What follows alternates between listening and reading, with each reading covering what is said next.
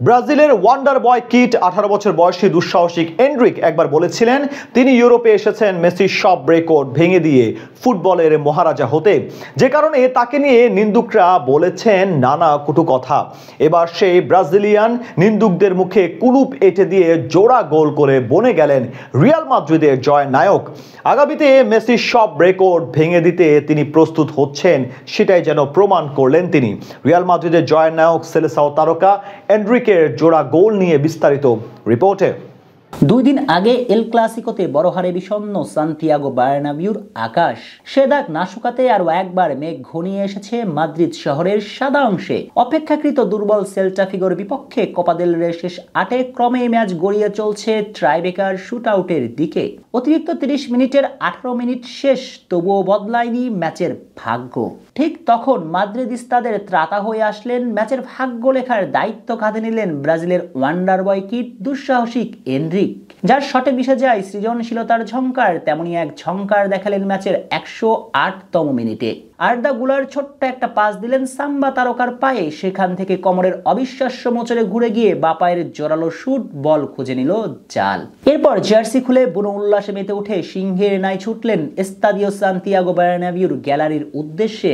হয়তো 18 বছর বয়সী এই দুঃসাহসিক ফুটবলার মাদ্রিদিস্তাদের বোঝাতে চাইলেন, আমি হারিয়ে যাইনি, শুধু একটু বিশ্রাম নিচ্ছি, বিশ্রাম শেষে আবারও উঠে দাঁড়াবো, বল পায়ে সবুজের ক্যানভাসে লিখবো হাজারো কাব্য।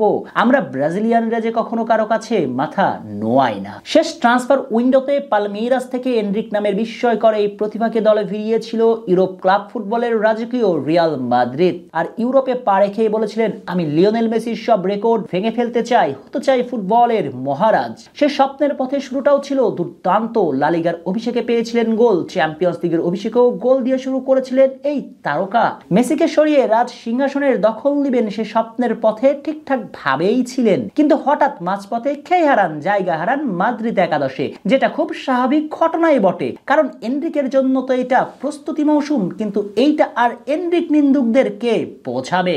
যেখানে 18 বছর বয়সী ছেলেটা রাজকীয় মাদ্রিদ হোয়াইট টি শার্টটা গায়ে জড়ানোর জন্য প্রশংসা প্রাপ্য, সেখানে উল্টো সমালোচনার ডালি বসানো হয়েছে তাকে নিয়ে। আসলে এন্ড্রিকের মাঠের ফুটবলের সমস্যা ছিল না, সমস্যা নয় তার পারফরম্যান্সে। মূলত এন্ড্রিকের দোষটা ছিল তিনি ব্রাজিলিয়ান। ব্রাজিল থেকে আগামীতে এত বড় মাপের তারকা হতে চলছেন, এটাই যেন সহ্য হচ্ছিল না কিছু মানুষের। সঙ্গত কারণে এন্ড্রিককে নিয়ে তারা যা তা বলতে শুরু করেন, আর সেসব সমালোচনার উপযুক্ত জবাবটা দেবার জন্য সেল্টা ফিগোর বিপক্ষে ম্যাচকেই বেছে নিয়েছিলেন সাবেক পালমেইরাস তারকা।